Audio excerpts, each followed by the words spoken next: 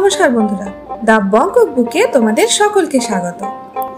গরম গরম ভাত, সঙ্গে এক ফোঁটা ঘি, লবণ, দুটো কাঁচা লঙ্কা, আর যদি থাকে এরকম মুচমুচে কুমড়ো ফুলের বড়া, তাহলে দুপুরের খাবারটা একেবারে জমে যায়, তাই না?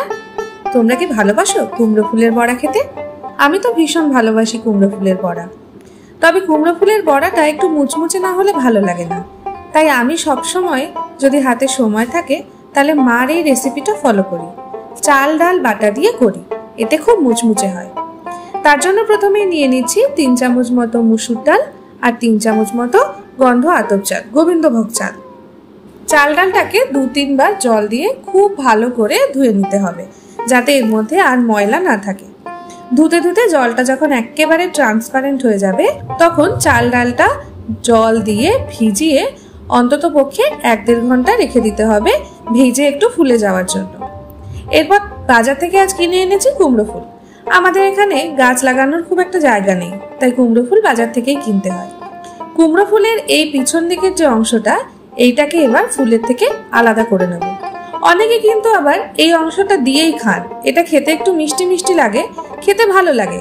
আপনারা চাইলেই খেতে পারেন, শুধু ডাঁটিটা কেটে ফেলে দেবেন, কিন্তু আমার এটা খুব একটা ভালো লাগে না, তাই ফুলের থেকে এইগুলো ছাড়িয়ে আলাদা করে নিলাম। এরপর ফুলগুলোকে খুব হালকা হাতে জলের মধ্যে ফেলে ধুয়ে নেব।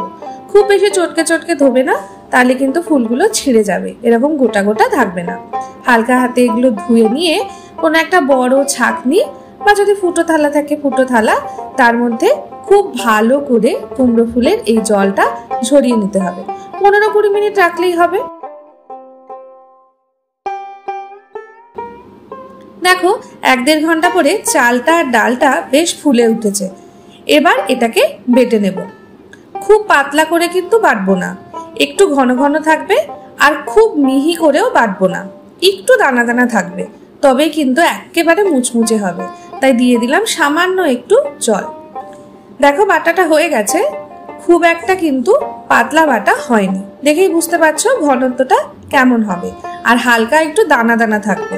এরপর এর মধ্যে কিছু উপকরণ দিয়ে দেবো। দিয়ে দিচ্ছি স্বাদ অনুযায়ী নুন, আর দিয়ে দিচ্ছি সামান্য একটু হলুদ গুঁড়ো আর কালো জিরে।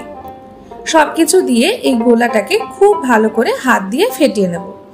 খুব বেশিক্ষণ ধরে ফেটানোর প্রয়োজন নেই, সবকিছু ভালোভাবে মিশে গেলেই হলো, ব্যাস। এরপর যে জল ঝরানো ফুলগুলো, সেগুলো একটা একটা করে চুবাবো এর মধ্যে, আর দেব তেলের মধ্যে।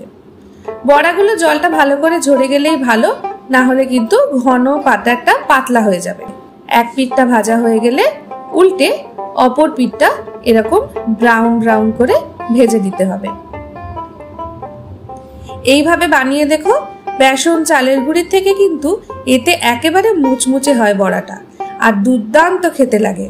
তোমরা শুধু বেসন দিয়েও বানাতে পারো, তবে একবার আমার অনুরোধ রইল চাল ডাল বাটা দিয়ে এইভাবে বানিয়ে দেখার জন্য।